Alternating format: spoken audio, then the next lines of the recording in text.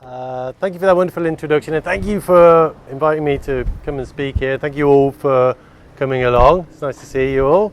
I'm going to talk about, well, you've kind of covered it really, so I think I'm off. That's pretty much, I think you've got the basics, yeah.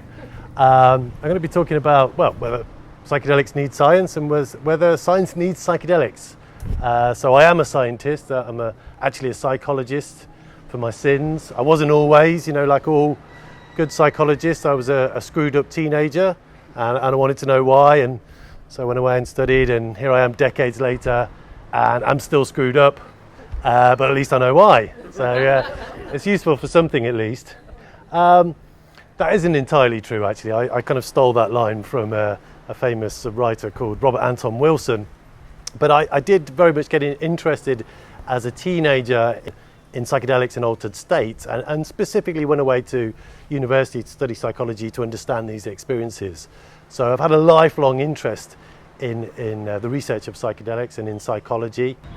I work at the University of Greenwich. I've been there about 11 years. It's in London, right on the kind of in the centre of time, if you like, And I'm also an honorary researcher at Imperial College in London, which is one of the leading universities in the world, where they've just set up a Centre for Psychedelic Research. And this is in the top 10 universities in the world. So this is we are now in a psychedelic research renaissance. In the 1960s, 1950s, there was a lot of research going on. And then Prohibition happened in the 60s, and it didn't stop people taking psychedelics, because in fact, the number of people taking drugs of all kinds, including psychedelics, has increased year on year, and the drugs have become more available, and they're cheaper and they're pure, and more people are having them for the last 50 years of Prohibition. But it did stop scientists doing research with psychedelics for about 50 years as well. But we've now got to the point where this is now a hot button topic within the academy once again. So I'm going to talk about a little bit about that and where we are currently and how we got there, or how we got here rather.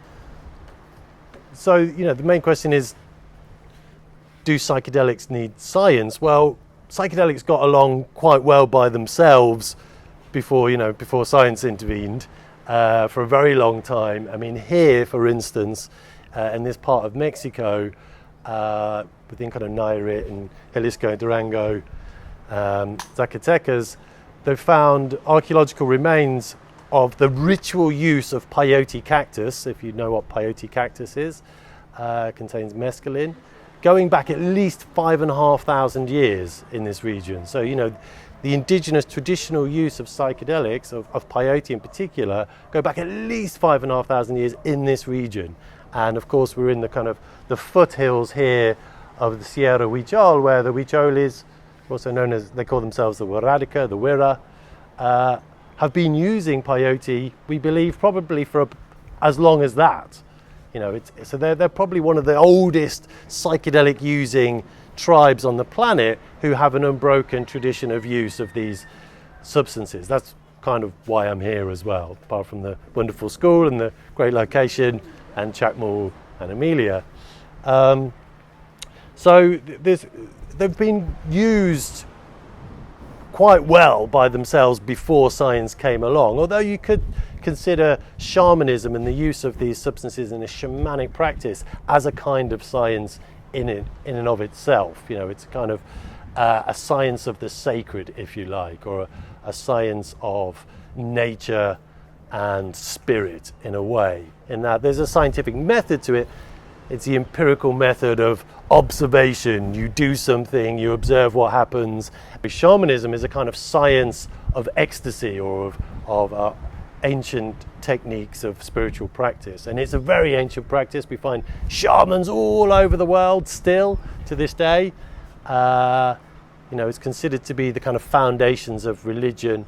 And we find the use of shamanism still everywhere as well in indigenous cultures. And shamanism basically is the practice of going into an altered state of consciousness at will in the name of your community to transcend time and space and bring back useful information for your community, be it diagnosis of an illness, or the location of animals to go and hunt, or to find lost objects or to gain some kind of information and to communicate with the spirits of nature. And the techniques by which shamans use to get into an altered state, if you ever wanted to give this talk, you could be willing to repeat it. You just have to remember the 5 Ds, and that is dancing, dreaming, diet, drumming, and drugs.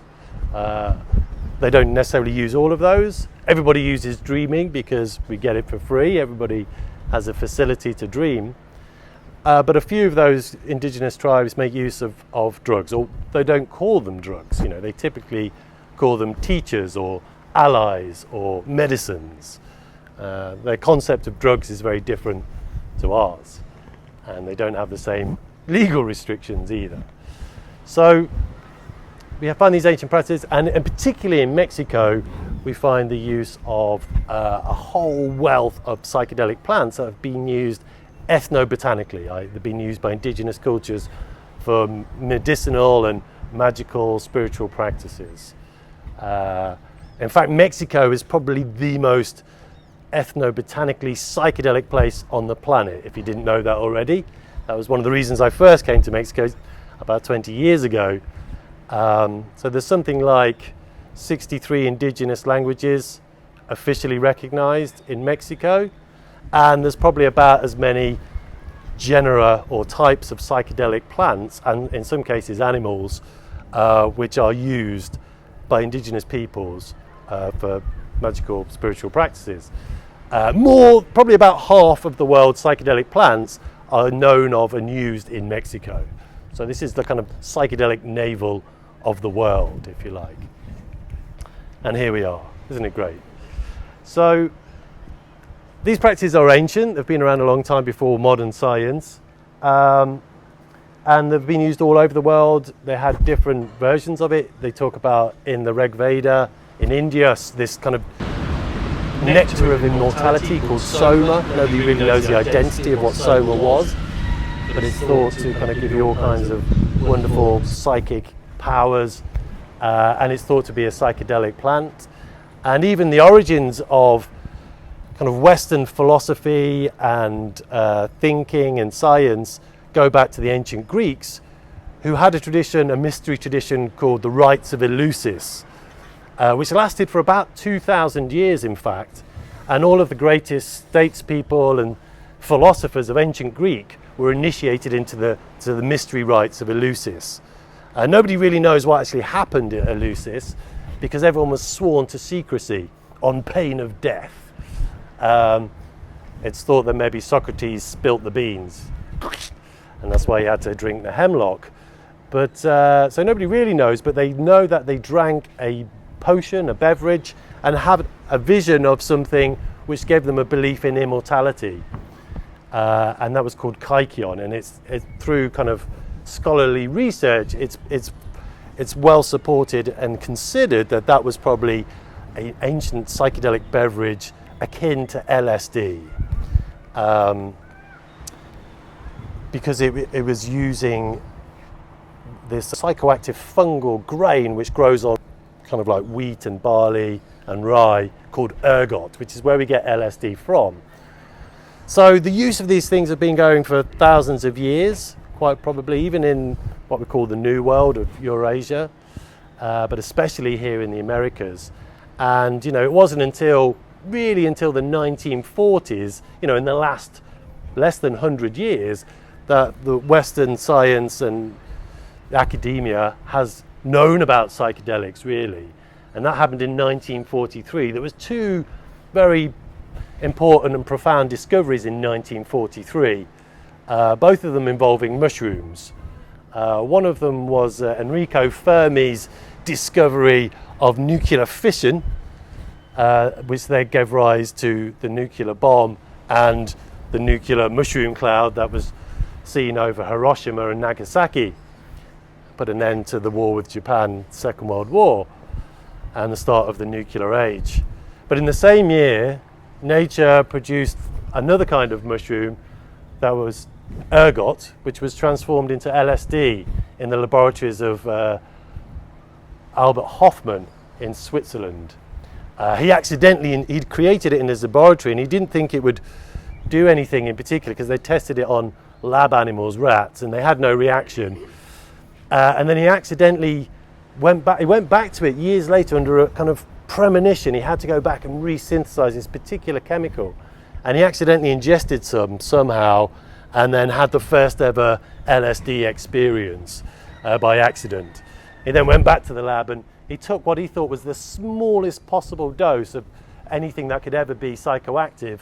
He took 200 micrograms, which turns out is a very strong dose of LSD, and he had the world's second LSD experience. So it wasn't until 1943 until modern Western scientific community really began to grapple with psychedelics. There were actually two known psychedelics at that time. One was peyote, which had been discovered at the turn of the 19th, 20th century, in about 1897 by ethnobotanists. And nitrous oxide had been created or invented about 100 years earlier than that as well. But it was mostly being used, hadn't really realized its medical applications at that time, and it was mostly being used as kind of like entertainment. They would have these kind of shows where people would come along and watch people inhale large bags of what they called laughing gas and then watch them roll around on the floor on stage in fits of hysterics. It was only later they realized the anesthetic properties of nitrous oxide, but they'd already discovered ether at that time as an anesthetic. So scientific discoveries, there are only two known psychedelics in the year 1900, but the number of known psychedelic substances in the Western Academy has increased by a factor of 10 every 50 years since then. So by 1950, there were 20 psychedelics that we knew of. It increased very rapidly. By the year 2000, there were 200. We're currently on course for this kind of exponential increase, so that by the year 2050, there'll be 2,000 psychedelic substances that we know of, and probably by the year 2100, there'll be 20,000 different types of psychedelics that we know of, and so on, if we ever get that far. And that's due to science primarily. These are largely some of them have been discovered in nature, but a lot of them are being synthesized artificially in laboratories, recombinations and making completely novel and new chemicals. However, from what we know currently about the use of psychedelic substances, the traditional plant psychedelics, which have been around and used for the longest, appear to be the safest ones. A lot of these new synthetic chemicals, some of them are quite toxic and quite dangerous. They can occasionally cause death by overdose, but of the traditional psychedelic substances like magic mushrooms, psilocybin, and mescaline and LSD, there is no known overdose for these. Certainly peyote, not necessarily peyote, you'd have to eat a lot of peyote, I don't think it's possible, but certainly mushrooms and LSD have no known overdose value. And we know that because unscrupulous drug smugglers have tried to smuggle drugs by ingesting them across borders. You get on the plane, you take your stockpile of LSD and you wrap it up and you swallow it. The thing is with LSD, it's extremely potent. 1 gram, which is about this much on my hand, is 20,000 doses of LSD. So imagine you could get several grams, you could wrap it up and swallow it, as one smuggler did, but it opened up inside them on the plane. And of course, the plane landed, they carried on flying, but they did live to tell the tale, So it's thought to be impossible to overdose on mushrooms or on LSD, as far as we're aware. So there's been some other useful discoveries apart from nitrous oxide by science. Ketamine is a dissociative anesthetic which has been discovered. It's purely synthetic. We don't find ketamine anywhere in nature. A lot of synthetic chemicals that we discover do have correspondences in nature, but ketamine is quite unique. But it is very useful as an anesthetic. It's one of the safest anesthetics that we know of, and there's a lot of research and uses of it currently in the treatment of depression, because it gives people this kind of strange, semi-mystical kind of experience, and people tend to feel much less depressed. One of the current prominent uses of it is in a treatment of immediate treatment of suicidality. If people are presented to an accident, an emergency ward of a hospital, claiming to be suicidal, if they give them a shot of ketamine, they're extremely unlikely to actually kill themselves. But that's been used now and developed for this very treatment. In fact, in the States, one of the big pharmaceutical companies is just producing its own version of ketamine for the treatment of depression, which on the street would probably cost you, a few $100s, but it costs several $1,000s if you get it from the pharmaceutical companies. But it's essentially the same thing. And one of the other kind of discoveries from science is MDMA, otherwise known as ecstasy. Ecstasy, curiously, is one of those discoveries which was predicted to be found in plants, or has been predicted to be found in plants, because it's very structurally similar to a lot of the chemicals found in peyote. It hasn't been found in plants, but a lot of the chemical cousins of it are actually present in peyote, MDA and MDEA. So peyote contains not just mescaline, but dozens of other alkaloids which have psychoactive properties as well. But maybe we could thank science for the discovery of MDMA, because it's currently being used in the treatment of post-traumatic stress disorder with great efficacy, it seems, as well. Some of the preliminary research trials are showing that it has, for people who have treatment-resistant PTSD, which they doesn't respond to any of the treatment, they're finding an extremely high success rate of somewhere between 60 and 70% of people being treated with MDMA, with ecstasy, alongside psychotherapy. So there are some potential benefits to the scientific intervention in the world of psychedelics, but psychedelics have been used for a long time without science as we currently know it, and to some great use, particularly in the traditional shamanic ceremonial context. But of course, there's been a lot of other uses that have come out of psychedelics since their discovery in the West in the 1940s, because we all know what happened in the 1950s and 60s. You're probably all aware of the kind of great cultural explosion that occurred back then, the influence on music and art, in literature, in language, in fashion. But perhaps what is less well known are the influences in innovation that occurred at that time. So I imagine there's a few Americans here, probably know more about this than I do, but in California, in the kind of particularly San Francisco and the Haight-Ashbury region, was the kind of the epicenter of the 1960s hippie movement and the use of psychedelics. Is also very close to the home, an epicenter of the home computing industry. And there was a lot of cross-communication going on at that time in the 1960s. And it said, the home computing industry would never really have started if it were not for psychedelics. So some interesting characters, it's like Steve Jobs. Has anyone heard of Steve Jobs? He invented, he kind of responsible for a few products that you may be aware of. I mean, Apple was the single biggest grossing company ever a couple of years ago. It was the most successful, financially successful companies in the world.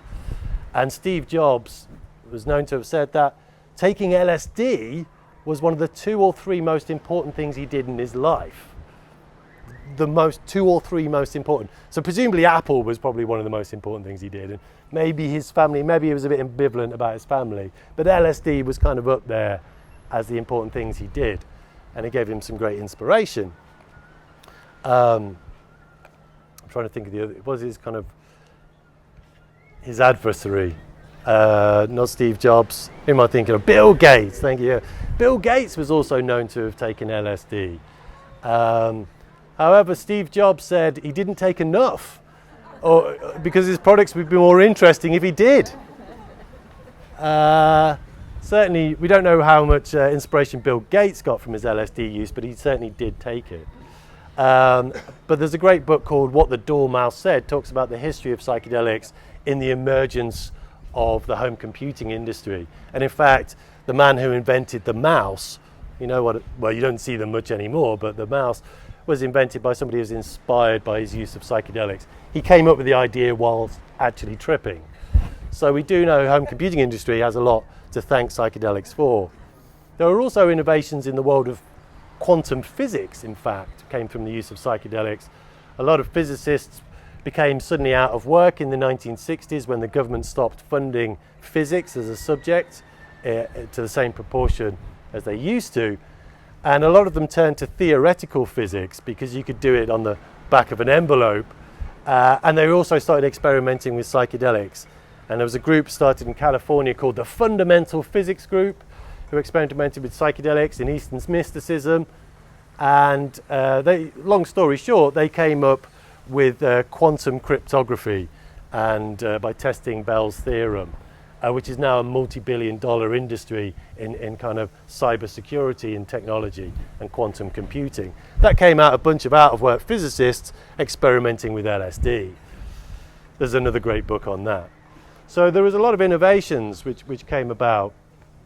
Perhaps less well known is the direct effect of psychedelics on enhancing, creative problem solving more generally. And there is at least one Nobel Prize in science has been attributed to the use of psychedelics. There's a Californian, again, surfer by the name of Kary Mullis, who about 20 years ago received the Nobel Prize in biochemistry for his discovery of what we call PCR, polymerase chain reaction. As a geneticist, he was able to take a single strand of DNA and replicate it using this technique, which has been hugely important in all genome research. All genetic research these days uses PCR because it enables you to take a single strand and replicate it so you have as much DNA as you want. And after he received his Nobel Prize, gratefully from the King of Sweden, thank you very much, he announced that actually he'd been taking loads of LSD and was able to fly alongside the strands of the DNA molecule at a molecular level and see what was going on.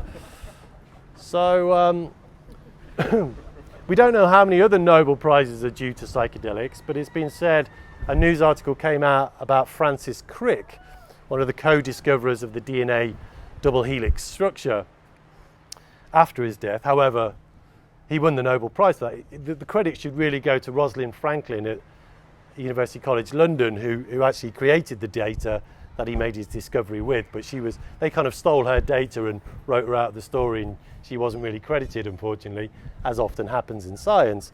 But Crick got the Nobel Prize, and it's said after his death that he was under the influence of LSD when he discovered the double helix spiral structure, because he had this vision of these two intertwining snakes. Now, he did have a vision of two intertwining snakes, we know that, but we don't know whether he was on LSD at the time, because he's dead and he can't corroborate the story. But I do know from a friend of mine, now dead, who was a friend of his, that guess what? Francis Crick really loved LSD. He used to put on these masked balls at his house with bowls of LSD punch at the door and little signs saying, help yourself, So, well, we don't know for certain if in 1953, when he made his discovery, he was on LSD at the time. But it's a good story. We can't just throw that away. So there was some research in the 1960s where they gave they took top-level engineers and scientists and architects, and they gave them either LSD or mescaline, and they got them to work on their research problem, a problem they had that they were trying to kind of find a solution to, and they gave them psychedelics and then asked them to work on their problem. And they kind of gauged the success of that research by whether or not they came up with a product or a publication or a patent. And of course, there were lots of products and publications and patents that were discovered by those people under the influence of psychedelics. That was the last bit of research in this area until very recently, when myself and some colleagues ran a clinical drug trial at a hospital in London, and we took 40 top-level scientists from Oxford, Cambridge and Imperial College in the UK, all with PhDs in physics, maths, engineering, and we did the same thing. We gave them LSD and asked them to work on their research problems, and we replicated that study. We haven't yet published the results, unfortunately, so I can't tell you too much because it's embargoed. Other than to say, every one of them felt like they had got some breakthrough or inspiration in their research. And I'll give you a few examples. There was a guy working at the particle accelerator at CERN in Switzerland. He was a PhD at Oxford in physics, and he'd been working on the Higgs boson. And he'd never taken psychedelics in his life. Most of them had never taken any psychedelics. And he's there, and we're with him, and he's going, I can see the gravitational waves, from the Higgs boson. I can actually see the gravitational waves. And we're like, brilliant, this is great, What do they look like? I can't really describe them. But so for him, he hadn't found an application of that experience as yet. But until that point, he'd been working on these abstract mathematical formulas. That's all the gravitational waves were to him at that point. But he was able to kind of visualize them in a way in which he was able to get a deeper understanding of them. Another guy, a geologist, was working on the evolution of tectonic plates in the Indian Ocean and had 3 years of data, but it didn't make any sense. And he had his PhD, he was just about to go do his PhD Viva exam, and he had all this data and he could not understand it. Within half an hour of coming up on his LSD, he said he had this experience where he dived down into the bottom of the ocean and he could see kind of like, first person perspective, and he watched the tectonic plates evolve according to his data, and he realized that some of his data was wrong, and it suddenly all made sense to him. And he kind of had this moment of clarity, like this kind of aha moment, like Archimedes. Although fortunately he didn't just run naked through the corridors of the hospital like Archimedes, apparently. And one more example was a biologist working on the possible symbiotic relationship between two plants and a fungus that grows in Central America, in Panama, I believe. And he couldn't understand whether the relationship was a symbiotic one, a mutual beneficial relationship, or a parasitic one. And he took the LSD and he had the unexpected experience of becoming the fungus and growing inside the rootstock of these plants. And we're like, fantastic. And what was that like? He says, slimy. So at the time, we didn't think he'd actually got much insight. But he's since received a 6-figure book deal. And in that, he talks about how it gave him a lot of insight into the relationship of this particular dynamic between these plants and fungus. So we know that psychedelics can assist possibly in creative problem solving and innovation and discovery, which in its own way advances ideas and discoveries, not necessarily with science or through science, but for science. So science probably needs psychedelics more than psychedelics need science, I would say, in a way. How am I doing for time? All right, yeah, good. Should we carry on for a minute? Yeah. So, curiously, I think, so I'd say psychedelics is currently offering more to science than science is offering to psychedelics. Psychedelics don't necessarily need them. And curiously, the current scientific research going on with psychedelics is almost totally a kind of citizen science in a way. So the ideas themselves come from psychedelic users, recreational users, people who kind of, I took psychedelics and this happened, and then we kind of get this collection of anecdotes, for instance, people with cluster headaches. Do you know about cluster headaches? Cluster headaches are impossible to treat. There's almost no relief from them apart from oxygen can help in the acute stages. But they're called suicide headaches. They're not like normal headaches. People have not been known to drill holes in their head, because the headaches are so bad. They're extremely painful. You're completely immobilized And then in the last decade or two, people had started, not through their doctors or science, accidentally maybe taking some psychedelics and discovering that it stopped their cluster headaches. And in fact, it stopped them having more future cluster headaches as well. And so now there's been the use of psychedelics have been developed as treatments for cluster headaches, particularly psilocybin and LSD.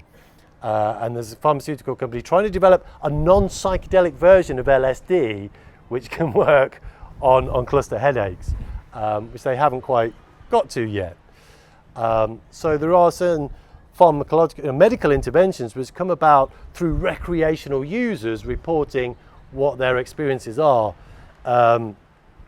Same thing with anti-tumor and anti-cancer properties of ayahuasca. So people have been ayahuasca. Has anyone heard of ayahuasca? Quite a lot of you. So 15, 20 years ago, no one had heard of ayahuasca. And it's now this kind of boom, discovery industry, ayahuasca tourism, lots of people going down to Peru and taking ayahuasca in retreat centers. And people report, as a panacea for all kinds of ills. Some of the reports are that people have had cancer and had remission from cancer with it. Because of that, there's been research into it. And actually, yes, one of the chemicals in ayahuasca has been shown to have anti-tumor properties, but then so has cannabis as well. So again, this is coming from individual reports. And in fact, a lot of medicine comes about like that. It's like something happens, it's an anecdote, people observe it, and then they begin to research it. But it starts by case reports. In the nature of psychedelics, often this comes into the psychedelic subculture, the lore, the LORE lore of the psychedelic subculture itself. For instance, in autism, it's now known in the psychedelic community that people with autism or on the autistic spectrum can take staggering doses of psychedelics and just appear to be normal, but possibly more kind of neuronormal than they were before. So it seems to have an effect on alleviating or changing their autistic symptoms somewhat, so that they become more empathic or engaged or emotionally attuned or relaxed or whatever it is, or most socially engaged, but they don't seem to be under the effects in the same way that you or I might, So people taking very large doses of LSD, say like 400 or 600 micrograms of LSD, and just holding a normal conversation, whereas you or I, well, certainly I would be just completely incapacitated under that kind of dosage. And so people are now looking to develop these as treatments, perhaps. But then the next stage, what happens is people, scientists then get hold of these anecdotes and then begin to do research to look to see if it is scientifically rigorous. Is this effect genuine? But that science itself is being conducted by scientists who are also psychonauts. So the scientists themselves, the people who are drawn to devote their careers to studying psychedelics, are usually the people taking psychedelics. It's now become a kind of a career opportunity to become a psychedelic scientist. 10 years ago, 15 years ago, when I started out doing this, there were no possibilities of even doing a PhD studying psychedelics. Now, there are research centers in most major universities, I would say. But a lot of the people, those scientists who are drawn to this research, have come to it because they've had psychedelic experiences and they want to go and study it, and they want to apply their knowledge to the world. And then the people funding the research as well. So the research on psychedelics is still somewhat of a taboo area. It's not getting mainstream governmental funding like all other areas of science in the academy. It's coming from philanthropists. People have taken psychedelics themselves and have either made money or had lots of money in the past and are then donating large amounts of money to doing the scientific research. So for instance, Johns Hopkins University in the States, one of the leading medical science institutes in the world, has just set up a new laboratory there, Psychedelic Research Center, after receiving $30 million in philanthropic funding from individuals with a lot of money who've taken psychedelics and gone, this stuff needs to be researched. We need to kind of get the medical implications of these substances, discovered and pinned down. And the same in the UK. The Imperial College Centre has just received $4 million in philanthropic funding from 5 donors to set up a research centre. So it's not coming from the government itself. So all of this is true kind of citizen science, if you like, that it's coming from psychedelic users, the knowledge, the research, and the funding itself, beyond the world of science itself. Nevertheless, there has been some useful innovations coming from the world of science. We are making a lot of discoveries. A lot of what we do know about psychedelics, as like I say, is coming from psychedelic users, and then is being kind of studied academically. You know, it's like kind of common sense science. Things like, you know, the importance of setting. That is the importance of your psychological framework when you take a psychedelic and the location you happen to be in. We've known for a long time that those factors are probably more important than the substance itself, the psychedelic, in determining the kind of experience you're going to have. And that's come from psychedelic users. But scientists are discovering new possible applications of psychedelics from their psychophysiological properties. So we're discovering, for instance, that psychedelics are agents that assist in what's called neurogenesis, the development of new brain cells. It wasn't thought possible until about 15, 20 years ago. It's thought that, you know, when you hit adulthood, your brain cells slowly all die. But we've since discovered that some brain cells do regenerate, and it seems that psychedelics are catalysts for that regeneration of new brain cells, which has important implications in treating neurodegenerative diseases like Alzheimer's and Parkinson's. There also seen to be positive immune system regulators. They have a positive effect on the autoimmune system.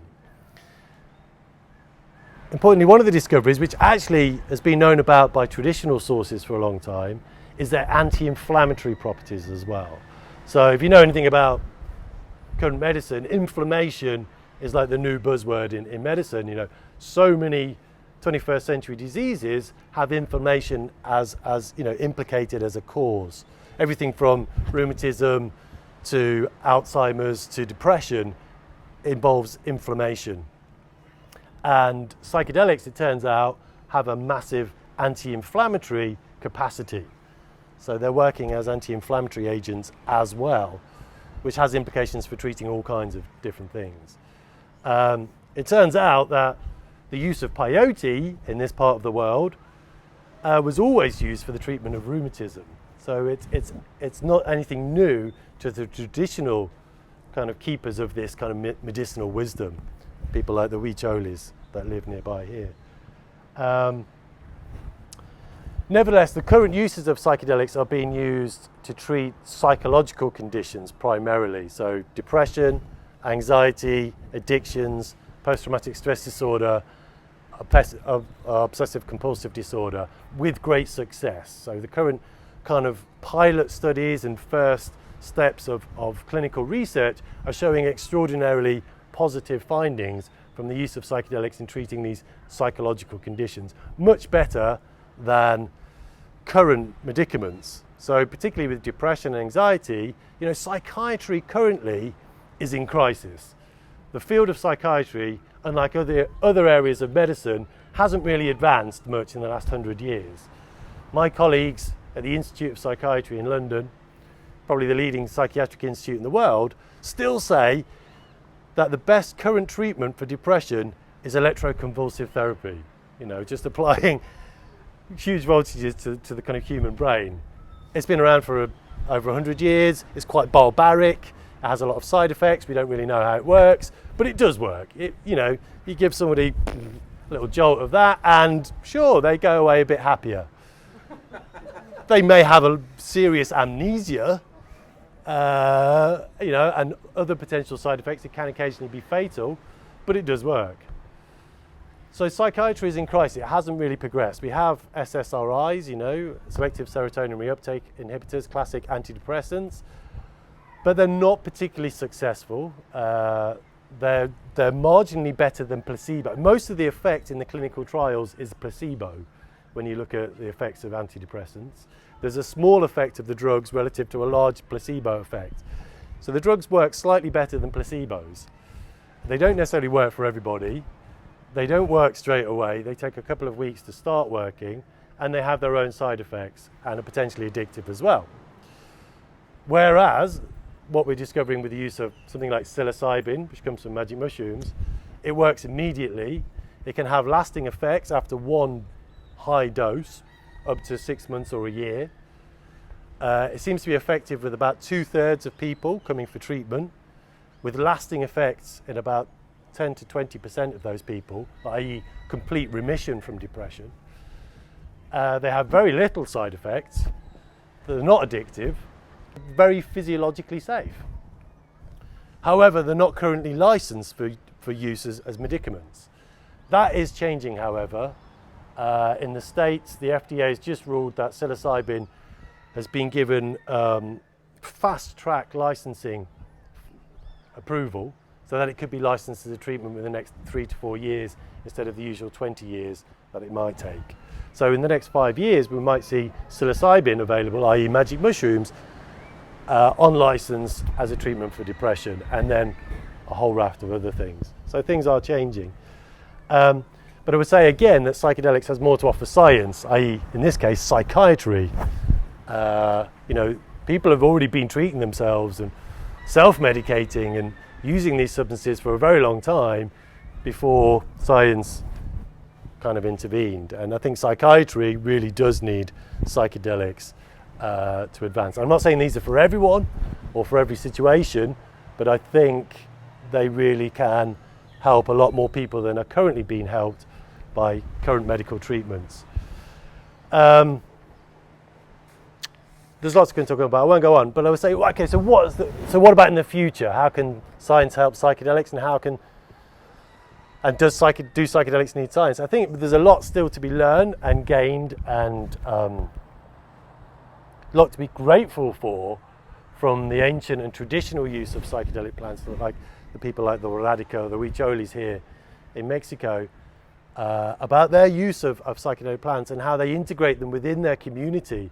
That's one thing we haven't quite got the hang of yet, largely to do with prohibition and governmental control and everything that happened in the 60s. But this is a new era. People are better educated about the use of these substances. They know the potential risks and also increasingly the potential benefits of these uses. But the way in which ancient wisdom traditions and shamanic cultures have used them, I think there's things we can learn about reciprocity, about mutual benefit. It's not just about taking something, it's about sharing.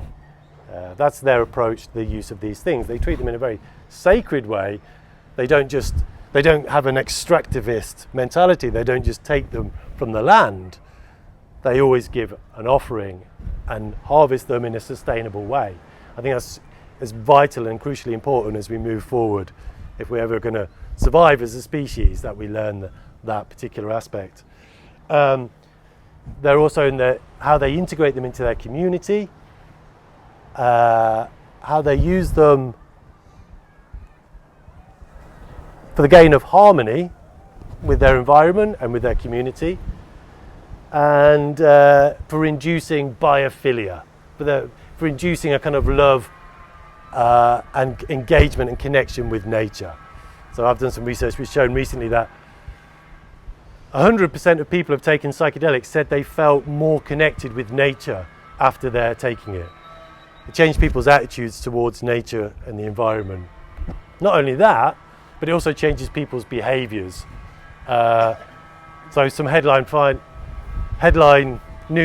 findings from that research were that, more than half the people who had taken psychedelics said it had made them change their diet to be more vegan or vegetarian or local or raw or freegan or vegan or whatever it is. I'm vegan, by the way. That's kind of vaguely vegan. Very vaguely. My real kind of favourite headline news story is, though, that people who had taken psychedelics, more than half of them said that it made them increase the amount of gardening they did, which is quite astonishing. Probably all growing cannabis and magic mushrooms, no doubt. But, I think that's no bad thing. And conversely, from the world of science towards the psychedelics, I think they can give us, the science can maybe give us a better understanding of these substances. And it can also help culturally and legally speaking which it is currently doing by finding medical applications for these substances, a lot of medical applications. It's changing the legislation and dismantling prohibition, which we're already seeing in places like Portland in Oregon and other places in the States, and it's starting to happen elsewhere in the world. And perhaps discovering new uses for them as remedies and medicines. Okay, that's pretty much everything. Thank you very much. You've been a very attentive audience.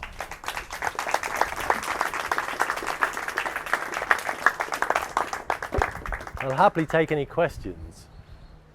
Hello, yes. How did it change you? Well, that's a very good question, and it's almost impossible to gauge because